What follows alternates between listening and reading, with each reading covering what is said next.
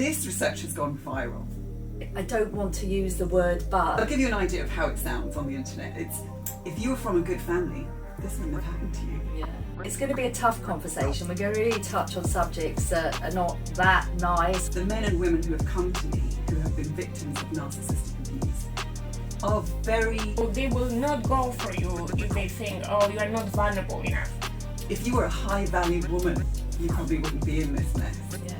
Essentially, it's about finding the suitable victim. Yes. We call it two-faced soulmate. Your worst nightmare. That's the first word I think about. Very charming. I'm actually getting goosebumps.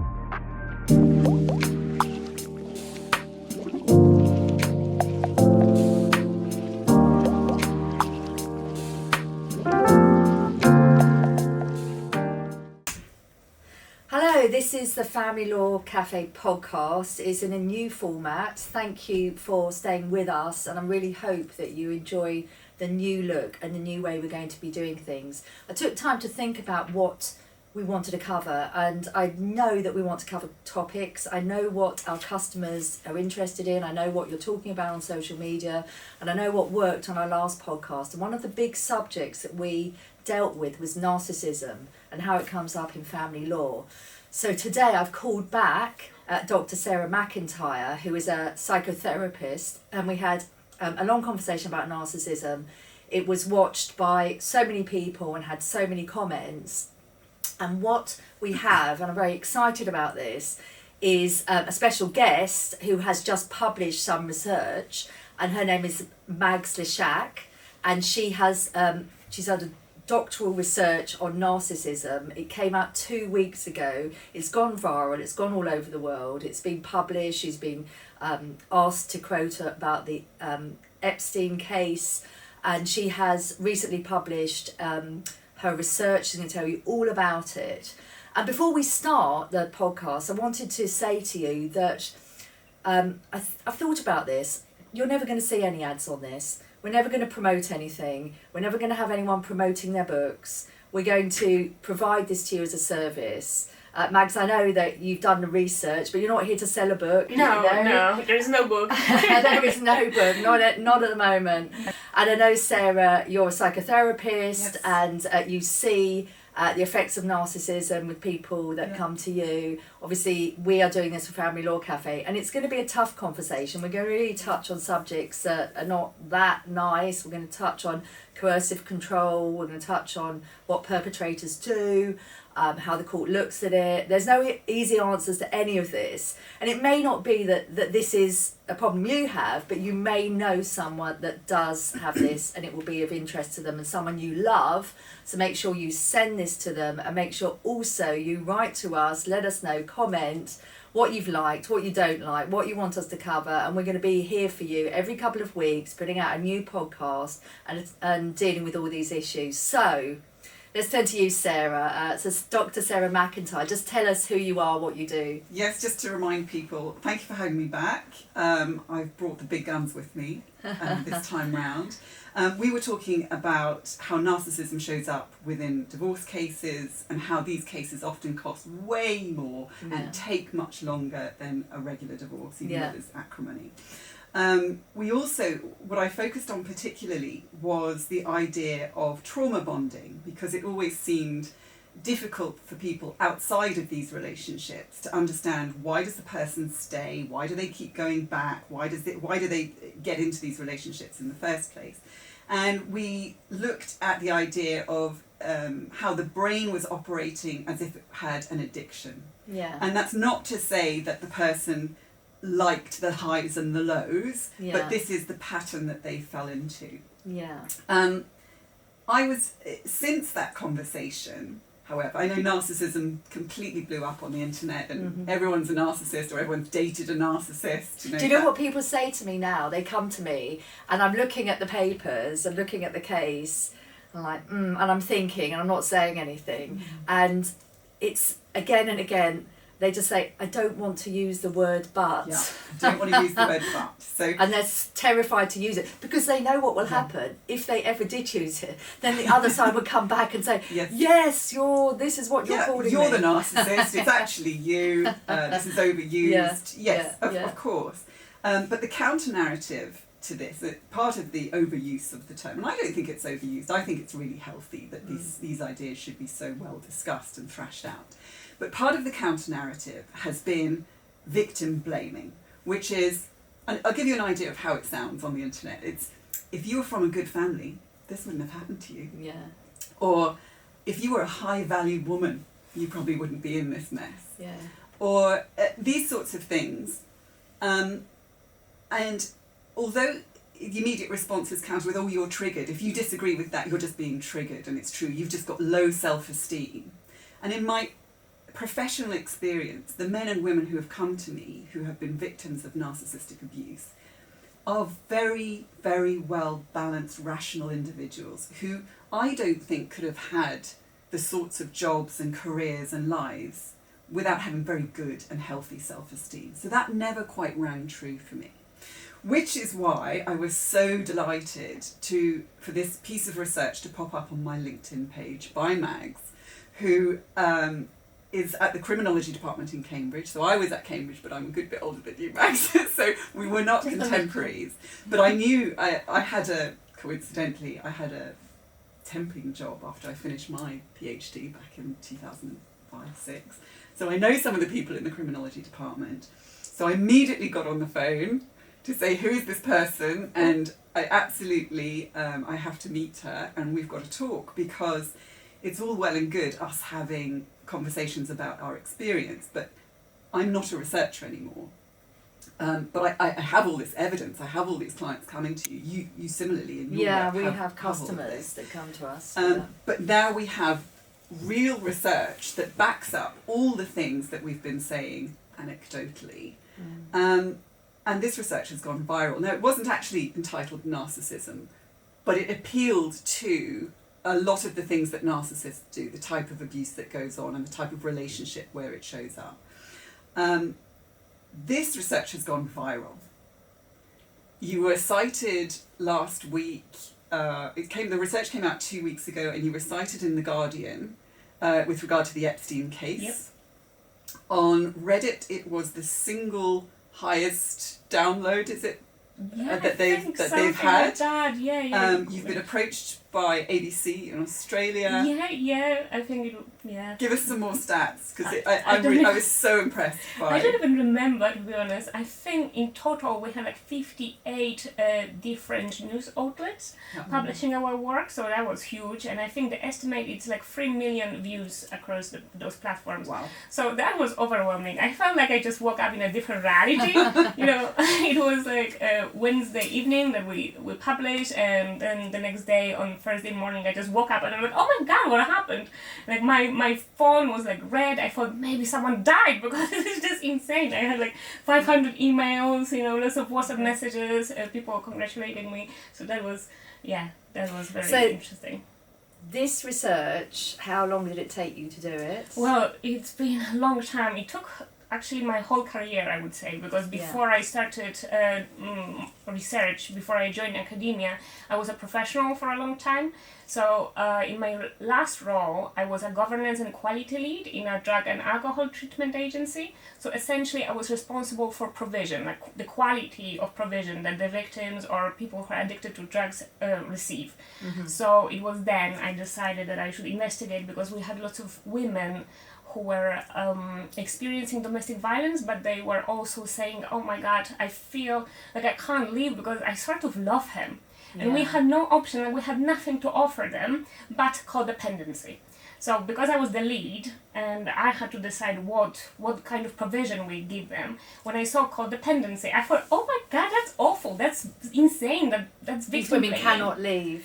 Yeah, essentially. And then before you move on, so just anyone listening or watching this research is called The Invisible Abuser, Attachment, Victimization and Perpetrator Perception in Repeat Abuse. Right. So putting that into simplifying it looks like you're talking about people who repeat, so they have this relationship and then they go on to have another one. Is that what you were researching, or were you researching how people stayed bonded to the perpetrator? So I focus on the victim. Yes. So usually the context will be, oh, she's in love and she's experiencing abuse. Yeah. And it's been going for a year, sometimes it's been going for 20 years. Yeah. So it's an ongoing issue. Yes. And essentially, historically, codependency would say, oh, how does she enable abuse? You know, how is she damaged? What is wrong with her? Is she needy? Is she weak? And after, So the focus on the victim. Yes, Yes. yeah, and I didn't like it, and I Yes. didn't think it was accurate, and that's why I decided to name it in the invisible abuser, because like he was out of the picture. We didn't even know the names of those men, right? We would talk about things like a toxic relationship Yeah. instead of an abusive partner. Right. Interesting. Exactly. Interesting. It's the relationship that's abusive. Okay, because people watching this, if they're in family proceedings, in children proceedings, they might be seeing a Kafka's report which says there's parental conflict. Oh, yeah. Yeah. Oh, That's not my favourite. Yeah, I Tell don't me about like your it. thoughts on that. I think it erases the perpetrator, right? Mhm. And for something to be a conflict, we have to be talking about two equal parties competing for power or resources. Yeah. But abuse, that's not conflict, right? Yes. If someone is dominating you, abusing you, humiliating you, beating you, that's not conflict. That's you being dominated, abused, and at risk, right? So many cases that we're dealing with, it may be the mother brings it to court to regulate contact because she cannot cope with the demands, the changes, this and that, and then as night follows day, it will be, I want a shared care order, and all the focus becomes on whether it should be 50. I want a shared care order, I want it to be 50-50. Now we have as many customers as men as women, so there's no, we're not taking any gender view on this, but in lots of cases the issue becomes, well, why shouldn't it be 50-50? And then it becomes, well, it's a conflictual relationship. And then I have customers saying, yeah, but I'm not doing anything. This conflict is coming from another person. Does that ring any bells with your research? Yeah, and it's actually worrisome because it erases the perpetrator, and it's just not fair on the victim. Because if you've been abused, it doesn't mean that you are in conflict with anybody. You are just a victim of abuse, right? So I think it's very important to think about linguistics and how they shape our reality, how we think about things. And, the words we use. So let's dig into this research now. How did you start this research, and was it funded, or tell me how? Give me some background. So I'm doing my PhD at Cambridge, and I'm fully funded by the Economics and Social Research Council and the Pembroke College. Yeah. So they are paying for this research. Okay, so not an interest group. I think that's very important. Definitely well, so much research is, and that can sometimes, have its effect. So those groups are not. Definitely, they're not interest groups. No, they have no interest, and actually, I was really lucky because I was able to choose my own topic. Yeah. So they were like, "Oh, this is the money, and off you go." Yeah. So they were amazing. So how did you conduct your research? So this particular piece, I interviewed 18 women. 18, yeah. Right. And what was quite interesting about them was the fact they were all financially independent. Right. It was very important for me because for the past, 50 years, all research been done on groups of people who are at some risk. Right? Yeah. And so these women had their own finances. Yes. It wasn't a position where they were dependent on the perpetrator. Yes. Okay, why was that important? Because, when you're dependent on somebody, you cannot leave. Sometimes you can just adjust and your feelings will adjust. So perhaps if you are in love, maybe it's not love, but you've been here for 10 years, you cannot leave, and the way you adapted is like you are just, attached to that person. Yeah, I get it. So what you're saying is I'm going to rule out that as an issue. And what were you interested in finding, if anything? Nothing. Nothing. You just wanted to know. Yeah, I just wanted to hear from them, to see how their life is, what they think, and, I asked lots of open-ended questions, so I didn't really look for anything. So can I just clarify? Yeah. You this was 18 women. Yeah. And they were all, as you described them, at risk in some way. So they were currently in relationships, or they'd previously been in relationships where they were regarded as at risk? So no, they weren't at risk like that. Actually, they all terminated relationships. They so all they finished were, with They'd it. all finished, finished, yeah. yes. Okay. And they were financially independent during the relationships. Okay. So yeah. But they found that they stayed in them for a long time, or Well, I didn't really go into why they stayed or if they decided to stay. I was thinking about the emotions, how Yes. they felt. Yeah. So they were reporting repeat abuse and attachment to the perpetrator. That was like the line. There. And how did you find them? So I reached out to lots of charities Yeah. across England, and Yeah. I was really lucky. One of them said yes. They are based in Nottingham. Yeah. Hello. They're amazing people, especially Sandra, Yeah. who made it possible. She's project worker there, and she got me in touch with all those amazing women who shared their experiences with me. So they'd come out of relationships and there'd been abuse. And what sort of abuse had there been? All of it, really, yeah. Go on, spell it out. We're not holding back here. No. So yeah, nearly all of them experienced severe physical abuse, sexual abuse, lots of emotional abuse. It was really tough for them. Yeah, we had one doctor, I think 2 nurses, 2 consultants. Yeah. So And had any of this abuse been proven in a court of law? Had they been Some of them, convicted? yeah. Some of them. yeah, And so they'd been injured, perhaps. some of them. Yeah, Yes. yeah.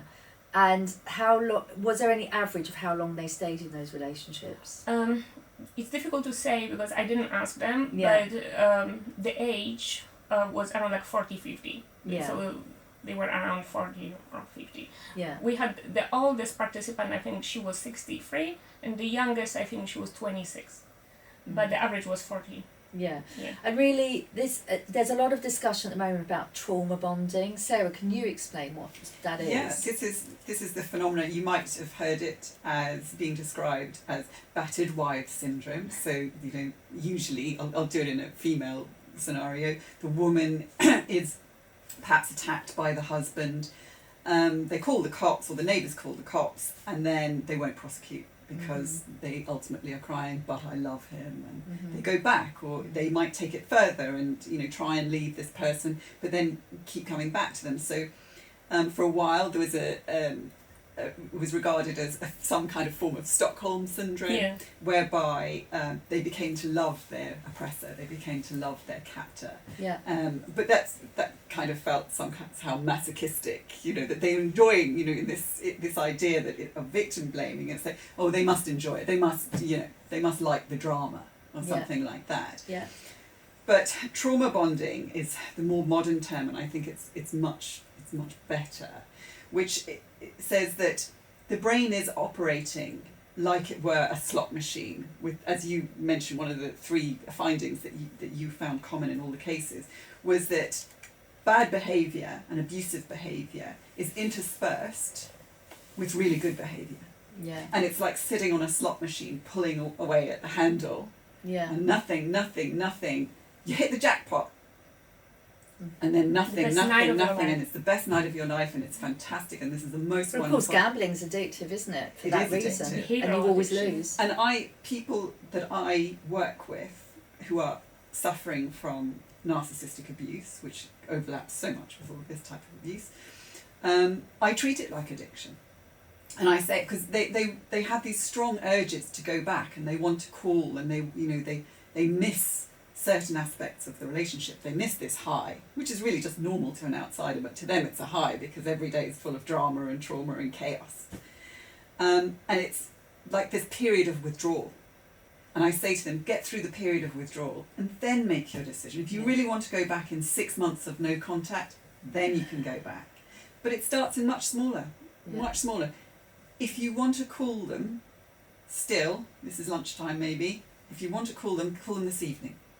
Call them this evening, and then they get to the evening, and then I'll talk to them and say, if you really want to call them, you can call them tomorrow. And that is the level of addiction that it feels like for the victim of this stuff. And that you have to, I work with them as if they're on drugs, and I tell them, imagine this is on a drug. It sounds But like you'll it, be doesn't off it? it in 6 months of no contact. Yeah. And then you'll be free to make a decision. Or people that are addicted to excess alcohol or drugs. Mags, what were the findings? We need to know. Were quite interesting. Yes.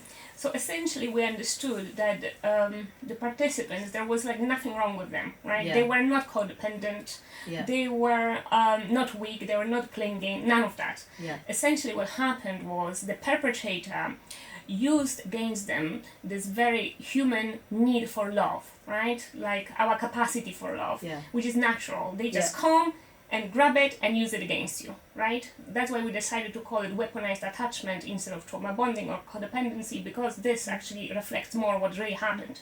So what you're saying is the term trauma bonding, we should move from that. I would say so, yeah. So you're saying this is weaponized attachment. So let me just feed that back to see if I've understood it. So one thing you found is these were very normal people. There was nothing unusual about the victims. They were normal women, as you said, no financial need to that was ruled out. So very there was nothing wrong with them. They just in a normal way wanted a normal loving relationship. Yeah. But what had happened is that had been weaponized against them. So you're calling it weaponized attachment. Right. So that because trauma bonding, as I think we can now think about it, is they're both bonded by the trauma. It's like we're in it together. You were bonding over this Where thing. have we heard that phrase? We're in it together. So historically, and historically it was believed that your attachment is a result of the trauma. Yes. But actually we've noticed that attachment happens way before trauma, way before abuse. So there is attachment, and that can be that's normal, isn't it? Yeah, everyone feels that. To the love bombing part. Yes. You're attached. You know? Yes. And I think this really hit a nerve with me that rang so true. Is I get asked a lot, does my partner know that he's doing this to me, or she? You know, we worked on a case that was a female narcissist, but does he know he's doing it to me? Does he know he's a narcissist? Well, I can never say whether they know they're a narcissist or not. Probably not. Probably, unless there's a prize for being a narcissist, then they'll be a narcissist. But this research says quite clearly they know exactly what they're doing. Okay, Mags, to you. It seems like they do, because their behavior is actually instrumental in nature. So whatever they do, it actually leads them to the desirable outcome. So for example, they can access your resources, for example, sex, physical labor, emotional labor, anything, right? So there is this element of intention there, right? Take me through that again. How do you know there's intent? Because you spoke to the women, and I think it's really important that Sarah said there's female narcissists. It's not restricted. It's not a gender thing. I don't think it is. Your research was with women, yes, and so that's what we're talking But about. the data does draw out that it's across the board. It's more likely to be women who are the victims. Okay, yes, definitely, right, got it. Definitely. And so let's just go over that again. You're saying there is some intentionality. Yeah. How do you come to that conclusion? Well, there are several things that are pointing out there. So first of all, it's about the fact that whatever they do, we call it like the tactics they use, right? They always lead them to their desirable outcome. So whatever they want, let's say, I want sex with this beautiful woman, right? Yeah. So they will do whatever it takes to get there, right? And it can be through love, manipulation, or rage, or physical abuse. You know, they will get it there. So whatever they do, it always takes them wherever they want to be. So that's, for me, it's calculated, right? Yes. It's quite instrumental. Yeah. And violence often... It's not a coincidence. They're getting a good result. That's what you're saying. Yeah. One of the things that made the hairs on my arms stand up, you said that in interviewing these women, at one point you thought they could be talking about the same person. Oh, yeah, yeah. And I absolutely stopped dead in my tracks, because I have actually asked a client once to show me a photo of the perpetrator, because their story was so identical with another client that I was working with. Yeah. And it wasn't the same person. It wasn't the same person. But the modus operandi, the MO of these people, these perpetrators, is so similar every time. That's also how you lead to the conclusion that this is intentional. Yeah, there is like a pattern. So you tried saw a and pattern. tested method. Yeah. Tell me a pattern. So first of all, there is like a profile, perpetrator profile. We call it two-faced soulmate. So Two-faced soulmate. Yeah, Right. yeah. Okay. So How do you get to that? On one hand, he's like lovely, funny Yes. to be around, very generous, everything you ever wanted, Yeah. right? Yeah. And he will ensure that you have great time and everything is amazing, very high highs. But then, on the other hand, he can be cruel, he can be violent, he can be difficult. Sometimes he might disappear. You never know what's coming, right? So you are on this roller coaster, I guess, right? There are like high highs, low lows, and you never know what's coming next, right? And that's the logic we were discussing before, like slot machine logic, that in psychology we call it variable ratio. Valuable. Variable. Variable ratio. Of So, reinforcement. in a common parlance, slot machine. But variable. So you might put in the penny or the pound, and you get one thing, and then another time you get something else. So they can act in very different ways. Yes.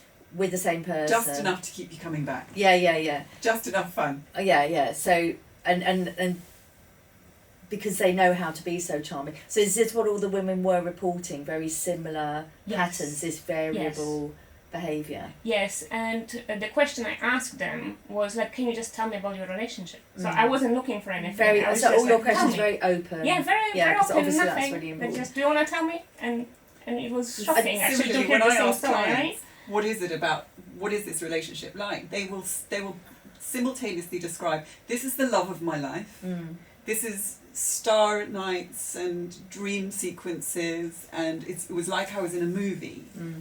And then they will contrast it with, but he disappeared for 3 days, but he turned into violent rage, or just rage, not necessarily physical violence, but complete rage on the toss of a coin, blink of an eye, complete mood shifting, secrecy, in the same breath. So is this like so a new customer said to me, he's a really good dad.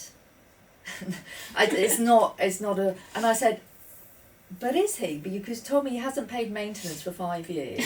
You told me he's disappeared. You told me he's done this, and he's only seen the children twice in 2 years. And I'm sorry, how is he a good dad? But she actually said that and believed it, and she. Perhaps that was a bit. I just couldn't get it. That's the overused word as well, cognitive dissonance. That this person may well show up with the children, bringing presents and gifts and being kind. Well, he hadn't and even done that. He hadn't been around, not on paid, not seen them, not in contact. They were crying, and she said he was right. So there must be an element when he was good. He must have been really good.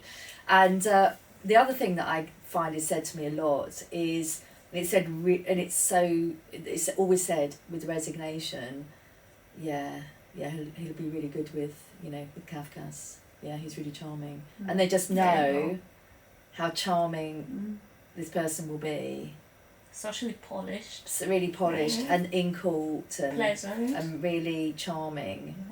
I always think they overestimate that. When I see these people in court, men or women, whichever it is, they're not. But they think they are on their part until it gets serious, and then they're revealed as quite cowardly. Yeah, because when they're challenged, they don't like being challenged. That's what I find. Yeah, no, definitely not. But so, tell me some other findings then. So we've talked about weaponizing attachment. So normal attachment will be weaponized. We've talked about deliberately seeking out benefits. I don't know if I've got that. I've explained that correct. Two-faced soulmate. Yeah, we've got two-faced soulmate being so variable. Tell me some more. So essentially, whatever he does, he has a purpose, and it takes him wherever he wants to be, right? If he wants access to your, resources or sex or time, whatever he does can be charming or can be violent, it will take you there. It will take him there. Yeah. But the second finding was trauma sharing. Yes. So trauma sharing. Yes. Okay. So at the beginning of the relationship, he is sharing with you his trauma. Right, like how hard his life was, and perhaps that comes up all the time. There you go. All the time. And then perhaps fishing for your trauma, so you can bond over it. Yes. Right. Yes. So that's one of the tactics the perpetrator uses to manipulate you. I don't know if you can. I do, of course. I can understand that, and I hear a lot the excuses that people make for their partner's bad behaviour. So the abuser's bad behaviour is not because they're being abusive intentionally, it's because they had a really difficult childhood, or their relationship with their father was violent, and hence he just doesn't know how to control himself. And your research says, no, it's not that at all. No. That's part of the tool of getting you on side. You're sharing over, you might also have had a fractious upbringing, you might not have had a particularly stable home life. So you feel that this person understands you because they understand what you went through then, but really that's just one of their tactics to get you to be more vulnerable with them. Definitely. And then at that point, they go in for the kill.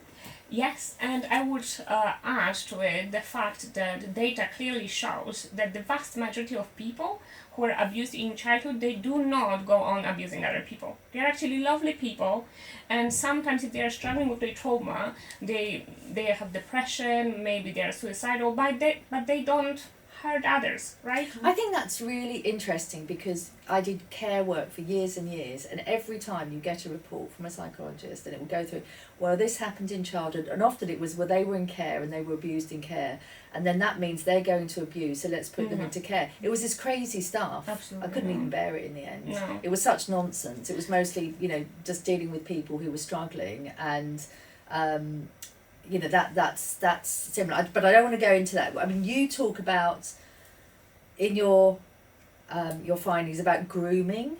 Yeah. Tell me about that. Grooming. Essentially, it's about finding the suitable victim, right? So they will not go for you if they think, oh, you are not vulnerable enough. Right. And vulnerable, I don't mean that you're poor, but that could be as well a factor, right? But they will go for someone perhaps who is isolated. So you move to a new city, maybe you're in London, you make lots of money, but you know nobody here. Yeah. And perhaps your childhood wasn't ideal, now you miss home, but you don't really have a home, and all that. So that could make you vulnerable. So they can target Do they target find you. vulnerability? Yeah, so They're good at finding it. yeah, well, they usually ask questions, right? And they find out things about you. And Which in the dating scene these days doesn't happen often for a lot of women. They complain, he didn't ask me any questions, but then one of these charming fellows turns up and they want to know all about your childhood. Attention. And, oh wow, and that's so interesting. what a lovely man. And it's And quite being a asked chat. about your childhood and your problems, I guess, well, you're sharing that, so that's a trauma That's quite sharing, isn't interesting. it? Yeah. And then he shares a little bit of his trauma, and the bond is formed long before the abuse happens. Yes. That's why I don't like the word trauma bonding, because there's no trauma first, in terms there is no abuse. Yeah, I've had my eureka moment. I see it I'm now. having It's the attachment. This research is really groundbreaking, isn't it? Because all the things we thought we understood.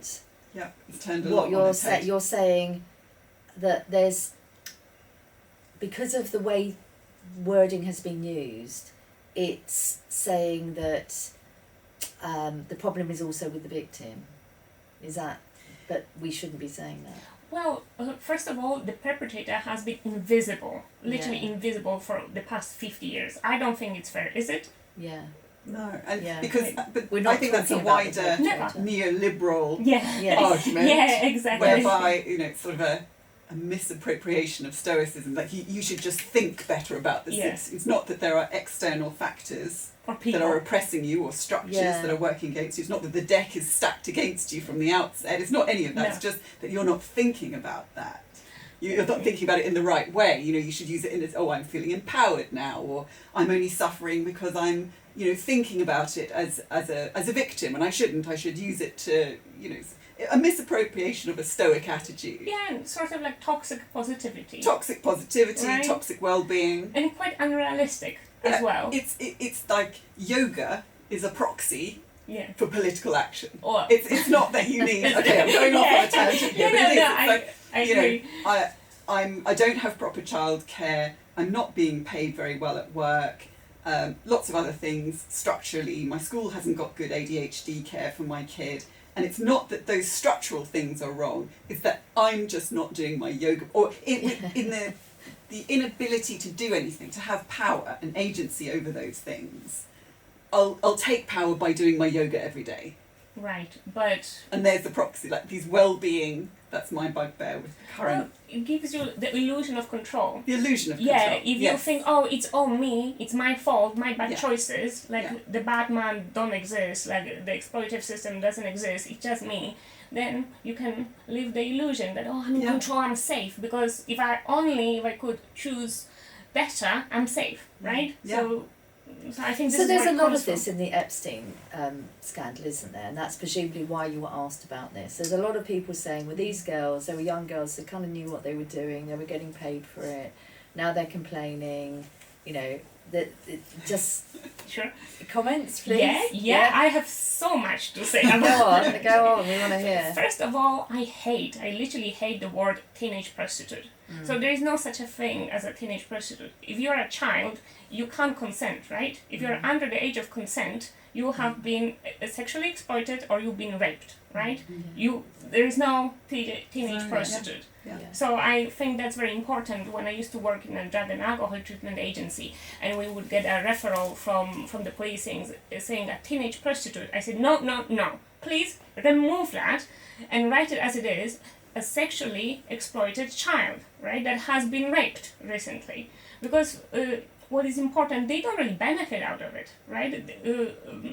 The case that we are discussing now, the lady who just committed suicide, she was a sex slave. That's how she described herself. She was getting no pay, and even if she was only a child, right? Well, I need to let you know that in care proceedings I've done, Yeah. and I have tried, I think it was about, might have been longer, 10 years ago, acting for, I think she was 13 or 14, and she was put miles away in the middle of nowhere, away from her family, who didn't really understand what was going on, and treated severely not as a victim.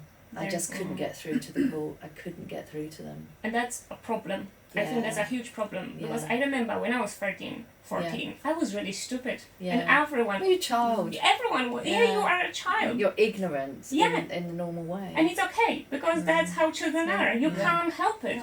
And if there is a man who is 50 and is a billionaire and comes in and exploits You've got you... no chance. No, and even I read her memory. I can't... Memoir. Memoir, exactly. Yeah. I don't know how to pronounce that. Thank you, Sarah. Yeah.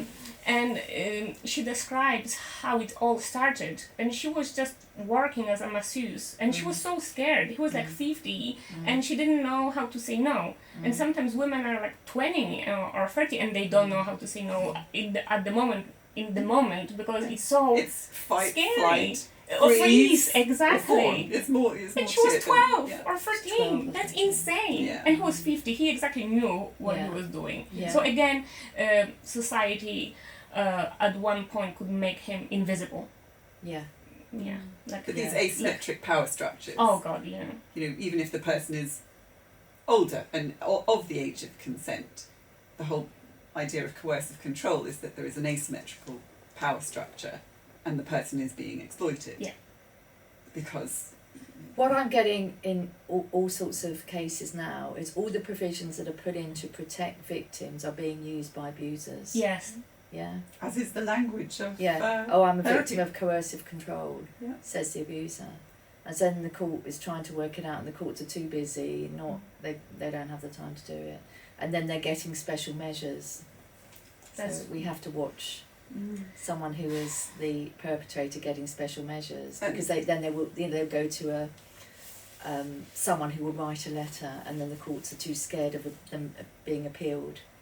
That's where we are. You did have advice for policing, didn't you? Your research has actually led to, and I think were you published recently? Yes, Yeah. it was, I think, yesterday. Yesterday. Or Tell the day me. before. I wrote a piece for Policing Insight that was really interesting, and I felt like the community was very open to our research, and hopefully that will change. I was talking a lot about the language, how we talk about it. So, for example, I was trying to challenge a language like attachment issues, damaged personality, trauma. Instead of that, I was encouraging them to use words like grooming, rape, brainwashing, all that, weaponized attachment, because even if the little change they can can implement now, just start talking about it differently, it will frame everything from a different perspective, and perhaps it will help people to understand what is really happening. Because at the beginning of your report, your research, you say this, the analysis identifies attachment weaponization as a core mechanism of coercive control through grooming, trauma sharing, and alternating cruelty with care. Abusers deliberately manufacture emotional entrapment. These cycles don't merely mimic intimacy, they weaponize it, turning affection into a mechanism of control that binds victims to their perpetrators without the need for force or visible constraint. It's very powerful. That's right. Yeah. That's right, because historically people believed that you can be controlled only through fear or a threat, but we show that's not the case, that you can be controlled through attachment, through love. So for example, no one has ever taught you how to feel hungry, right? That's innate, that's just in you. No one has ever taught you how to be lonely or in love, right? That's innate in you, because we are a social animal. That's how our brain operates. And this is what the abuser or the perpetrator does, right? He takes this need, that's innate need of yours, or innate capacity for love that you have, and he just uses against you, right? And that's his biggest tool of control, of manipulation. And I think that's the thing that was quite Yeah, because you go on to say the paper shows that trauma bonding isn't a symptom of weakness, it's a strategy of control. Yes. Yeah. Throw it all back onto the perpetrator of this instead of the victim. Yeah, let's make him visible. Oh, it's so refreshing. You say this, abusers create attachment through manipulation, turning love into a tool of domination. How can professionals recognise this? Because that's the fear. So many people come to us either with terrible court orders, and I just look at them and they're struggling, because what they don't realise, what I find is they come to us with an order that's just all wrong, and just like, this is shocking, and they say, I had to because they threatened costs and they were too frightened, they didn't have any money, they didn't know what to do, or they've given it and they just want it ended, so they've agreed an order, but then it never ends. So that's when they come to us, because then they push further and they push further. Didn't I read something in your newsletter this week about a change in the law? What did it say? Was it about the assumption that children would be seen? Oh, the assumption of parental involvement. Yes. Oh, that is, the government are now saying, just very quickly, out of the blue, it's like, oh, okay, that they're going to repeal that. I just don't know if it's going to make any difference. I don't know. I think it's not that much used anyway. It's a presumption, and a presumption can be rebutted. So I think it's positive in the sense that presumption, it does take away that, weighting of the case, that there is a presumption that the other parent should have contact with the child. So I think it's helpful, but it's also been argued that that'll get twisted again, the law's not designed to deal with. I think it still comes back to the question I was about to ask, which is, how do professionals recognise when it's happening? Because these guys are not pushovers, let's face it.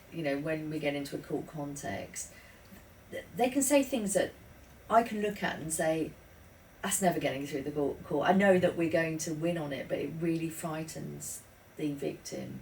And sometimes just can't get instructions. So what I was saying before, they may have a really bad court order, it's still continuing, they're still really frightened. And sometimes we just have to give them the courage, no, it will be okay, the court will see through this. But I do really worry, because victims, in court, they're just so frightened of the perpetrator. Normal has been changed, has been moved on the scale so far askew that although you can see through it and go, I can tell you now, the judge is not going to go for any of this. He'll know. They really don't feel that. They cannot feel the weight of that, which is why it's so important to have a really good team. Yeah, I mean, I do feel that the way we work is, I think one of the problems is that if you go to a legal professional, they're always worried about, well, I have to give all of the options, and by the time they've gone all through that, and in that legalistic way, the victim just sitting and going, because they always too many decisions. They just overcomplicate it, and sometimes you just need to say, I've done tons of cases like this. I know they're going to say this. It's not going to go anywhere. They're going to go for this equal shared care, but that's not going to be practical. It's not going to work. It'll be fine. And sometimes just saying that, people then get strength. But I do worry, sometimes that you get reports and they just don't seem to recognise what's going on. Don't know if either of you got any thoughts about this. I think this kind of research really helps. Yeah. I think, as much as I love having these conversations, and I very much, I follow all of the key names on social media, and I love listening to the dialogues, without the concrete research that has been through ethics testing, that has been peer reviewed, so it's not just clickbait, this gives credence to the case that we're making about these sorts of people and these types of relationships. And as you say, the research then has an impact on police interviews, for example, and the language that they're using. And slowly, I mean, I never thought we'd get coercive control as a legal test of law. It's a test. You see, this is what really worries me in the way that how it's being applied. I worry that sometimes perpetrators use these things. I am seeing it, I'm afraid. But do you not still think that, it's a clunky machine, the law, and it's always behind the times, but is it still not better than without it? Like, it's not perfect yet. It's, you see, the law is supposed to be neutral, isn't it? So these concepts are there and either side can use them. So you're right, you have to have the right team, you have to have the right strategy, because they can be flipped. We talk about Darvo, and the way that, you'll get these perpetrators who will, I just see it, and sometimes the evidence is completely crazy. I remember one where the evidence, it was a reference exhibit, whatever it was, and it was a photograph of a pair of scissors. Because she stabbed me with these scissors, right? Okay, so he just made this up. No backing evidence, but in the step said, and I exhibit, whatever. And you looked at it, it's like, it's a pair of scissors. So you could take a photograph of a pair of scissors. This is a weird thing that narcissists do. And in another case, I tried to commit suicide. Like, okay, I've got some exhibits about this, and then sent a picture of a car with a sign on it saying "Do not enter this car." It's not really. It didn't mean anything. What I'm saying, like it was a crime scene. So what I'm saying, they're so confident. Yes. And then, and I as a lawyer look at it as like it's completely nuts, and it's going nowhere. But I think you still go through a hearing on it because you have to go through this system. That's why you need a really good team. And I was witness to how you dealt with one of these cases. But keeping the person, where you have a narcissistic person in the relationship and there's a divorce case, they will try to just clutter up the whole of the case. I mean, there are still only 7 tests that the law's going to hear about, but they will go on in so many side issues about the dog and about the neighbours and about the cars or whatever it is. Part of having a good team is to just don't instruct. Don't reply to this email because we don't have time or money. That's why you can't do it in a conventional way. Just reply to these ones. Fill out your financial form. Fill it as best you can. These sorts of things, keeping people back on track, because it's so, the behaviours are so extreme and can be so extreme that these abusive people demonstrate, that it's hard for other outside people who have never witnessed it to understand it. Yeah, and I'm not surprised about it, because if you are a perpetrator, you feel in control, right? You feel empowered. But if you're a victim, if you've been through abuse, if someone was hitting you, spitting on you, humiliating you, you'll be scared. So your actions will be impacted by the way you feel and the way you think. Right, so I'm not surprised that the perpetrator is doing better at court than in court than. But they don't do better in court in the cases I do, but they could. I probably didn't explain it well, but what I'm trying to say is, because my perception is that you have this perpetrator who's really confident, Mm-hmm. and so they put in this evidence in court which is just crazy and nonsensical. It's just like nonsense, and the victim, who is still in that mode, is still really frightened of them. Yeah. And I think I'm just guessing that the reason that these people do this is because they think, I'm going to scare that person. They still think they're in that strong position. So I'd put in this evidence, and she'll be so frightened she won't carry on with the court case. They're just so bold. It's almost, it's crazy. And the way the system works allows them to do it, because it's okay, each put in a statement and then do a reply, and we're being fair. And I don't know what else the system can do, because it can't stop people putting in their evidence.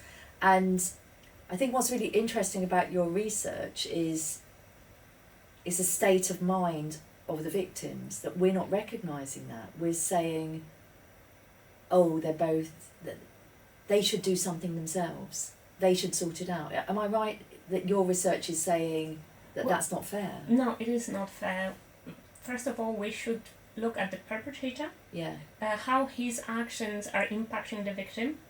Mm. The abuse she suffered, how the way she thinks or feel it's impacted by things he's done to her. Yeah. So that's really important, because if you just look at the victim, you can't really look at the full picture, which is, the whole situation and the perpetrator and all the dynamics around it. So Well, she's a victim of his perception of her. She starts to internalise that perception. Yeah. You're only this, you're not good, you're not a good parent, you're not a good wife, you're not good at your job, you're not... Everyone will be affected. If someone told me this, and he would keep on saying that to me for 10 years of my life, eventually I would believe it, right? Like, it would be why very not? hard not to believe it. Yeah. Yeah, if I spend with him 80% of my time, and that's all I That's hear messaging. every day. Yeah. Why wouldn't be why wouldn't be I affected? I don't know. But so just to just explore this research more, because I really want to get this information out there, because it is so different to some of the conventional thinking. What you start by saying is that the victim is often marginalised or discriminated by public institutions. So you talked about the police referring to teenage prostitutes, when, as you say, that doesn't exist. No. And so they're vulnerable because they're vulnerable for what the perpetrator has done, but they're also vulnerable by being the victim. Yeah. That's what you're saying. And then you're also saying that there's phrases like learned helplessness. Oh God, yeah. Tell me about that. Oh, well, this theory, I think it was constructed or manufactured in the 50s. Yeah. And actually, you know how they got the data?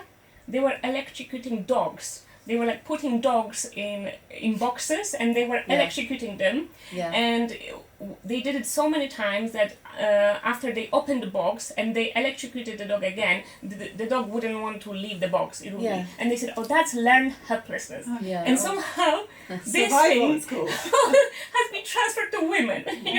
How? I don't know. That's literally, this is where learned helplessness came from. And actually the author was a decent man at the end of it, and 20 years later he said, I'm sorry, it shouldn't be used when we talk about domestic violence. It's just not fair on women. So he himself said it was a mistake. But somehow it's still there, and people are still using it. Tell us about what you think about the term Stockholm Syndrome. Yeah, Stockholm Syndrome is a funny thing, really, because it came from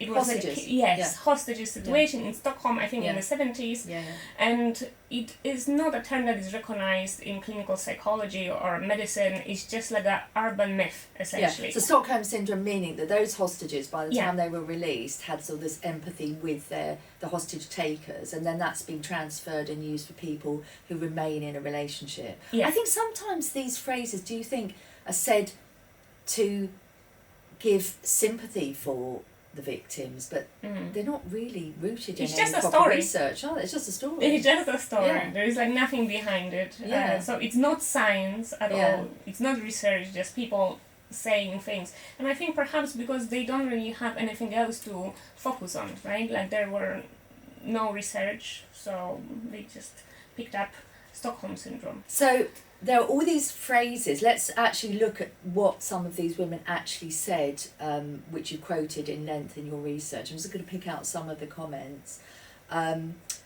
So when probed by the research about the fact that there were two sides to her partner, Jane responded, yeah, definitely. One super loving, really caring, kind of nurturing as well, really family orientated on one side, that was kind of the perfect person to be in a relationship with. On the flip side of this, there was the impulsive, sort of reckless person who, you know, thought about what he wanted and just went after that and didn't really take into account anybody else. And then you get the same kind of phrases. This is Lily, charming, charming, charming. That's the first word I think about, very charming. I'm actually getting goosebumps because this is what people So always say to coming. me. Yeah. Very attractive, always friendly, always offering to buy a drink, so seemingly generous, always very complimentary. But then, as we got into the relationship, very secretive, very secretive. So absolutely flip sides, isn't it? So outgoing, so charming, so generous. And then, very secretive. And that's just so many cases that I Open deal book with with. a double life. Always quite distant about where he was and who he was with.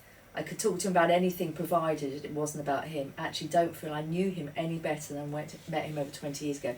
So did you find that the same comments are being made? Over and over Yeah. and over again. We literally have a perpetrator profile, I would say. Yeah. This is how You deep can it goes. profile. Give me a profile. So it will be the two-face soulmate. Yeah. Like on one hand, absolutely amazing, and on the other hand, Your as- worst nightmare. yeah, literally. So you must feel, if you're in a relationship like that, so unbalanced. yeah. And it's, I mean, how many times have you had the same comments made about this situation? Yeah, that was Yeah. the one phrase that stood out for me, is that I thought we were talking about the same person. And I think you've hit on it there. Of course you have, it's your research. This is the MO of the perpetrator. You are now able to profile Yeah. what this person looks like, as you would be able to profile a psychopath or a serial killer, or I Yeah. mean they're extreme examples, but Yeah. this is another profile that is now established. Do you think there's a danger? You see, what I find, another thing that I find in the work I do is, once something goes out on the internet, I'm always finding cut and paste, and like I'll see sort of some similar statements. Like, I've seen that with, and it might be a woman who's asking for protection, and like they're the same allegations. And then in the same way, could it be, if this information is there, that the wrong people are accused of being narcissists or perpetrators? That worries me as a lawyer. Thoughts? Well, Difficult. I mean, it's not really your role. Your role is research and giving that information. But are we doing the wrong thing by putting it out there? I just ask myself, I suppose. I don't think so. I think it's much better to have the language out there.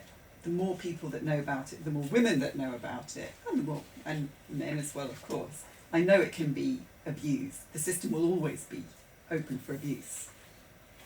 But I think we are in a better position than our parents were. And I think our children are in a better position than we were. Yeah, I mean, having raised that, I suppose the more information there is, the harder we work on every case. In the end, I always feel the truth does come out. People can't keep up this pretense with the glare of the court proceedings on them. And having these discussions and putting all of this really amazing information out there, hopefully people, it's better to know than not know, I guess. But part of prevention is the best cure for this, isn't it? Yeah. So And if as soon as you're seeing it and then getting help, your description of participants describe their abusers as confusing, intense, and omnipotent. That's exactly what I find people come to me. That's why I feel that sometimes they feel very, very vulnerable is the wrong word, but very unable to go through with things. And they're amazing people, and they often say, "Why me? I'm such I'm a really sensible person. I don't know how this happened to me. So, did you find that they were confused as to how they got there? Yeah, confused, scared. Shame? Yeah, they Is it felt a lot of lots of shame. A lot of shame.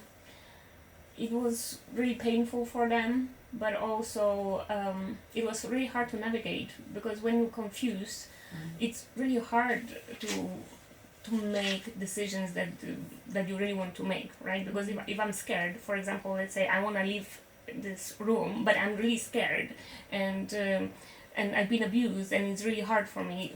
Perhaps my decision is that, yeah, I want to leave, but I will not leave, because my feelings have been impacted by the environment I'm in, by the abuser.